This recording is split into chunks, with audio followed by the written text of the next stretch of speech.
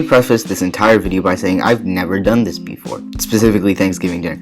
I've never done anything of the sort, and that's why this entire thing was nearly a terrible failure. But today, in fact, we will be making mashed potatoes and cranberry sauce, two pinnacles of the Thanksgiving colonization. I meant dinner.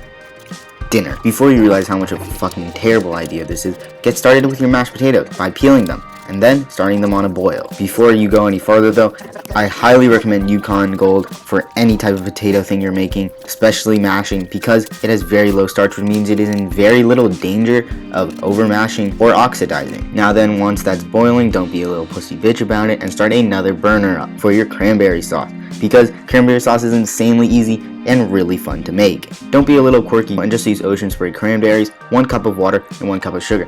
Now, for some reason I went into this thinking you needed 5 cups of sugar and put in 3 cups because I ran out of sugar, thank God. I didn't. I ended up pouring out all the sugar water and then just adding more water in. And this isn't a secret trick, just don't do this. Don't be a fucking idiot. Don't put too much sugar in your cranberries unless you like disgusting. From then on, you're just gonna stir once in a while and cover and let it just turn into the sauce. It's super easy and it takes about 15 to 20 minutes. However, there are ways to make your cranberry sauce like extremely much fucking better.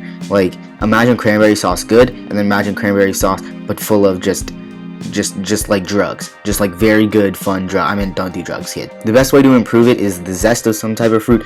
Don't use grapefruit because apparently you can't zest them, but do put in the peel of some type of the same fruit, and then put in a whole stick of cinnamon, and don't do what I do. Don't shake in cinnamon because it doesn't melt. It won't melt and you'll just have pieces of cinnamon. It still tasted great. I just had pieces of cinnamon stuck in my throat. Next, return to your potatoes where they should be at a consistency, whereas the knife you put through it acts like there's nothing there, much like my life. Get ready to mash, where my next fatal mistake occurred. I do not have a masher, or even better, a ricer on hand to ensure that I had perfectly smooth mashed potatoes. Now, I like chunky mashed potatoes, but I'm not like the other girls, so hopefully you have one of those when you're making mashed potatoes. In fact, don't make mashed potatoes without them, because I'm sure you prefer like creamy, smooth, delicious mashed potatoes. It's like, what do you prefer? Ugly people or pretty people? Like, there's an obvious answer here. Once you have them pre-mashed, something that's going to make them even easier to mash and turn them into mashed potatoes, in fact, is per pound the following: 4 tablespoons of melted butter, cold milk, half and half, or heavy cream, depending on how potatoey or creamy you want it,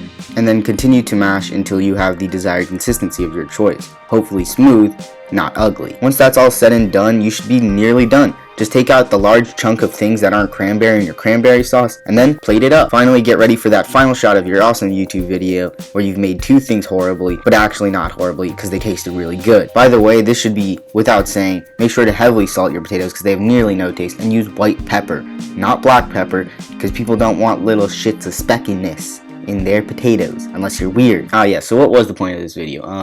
Me making 2 brand new dishes? No. Me being a better chef? No. Me doing a terrible there it is. Yes, me doing a terrible fucking job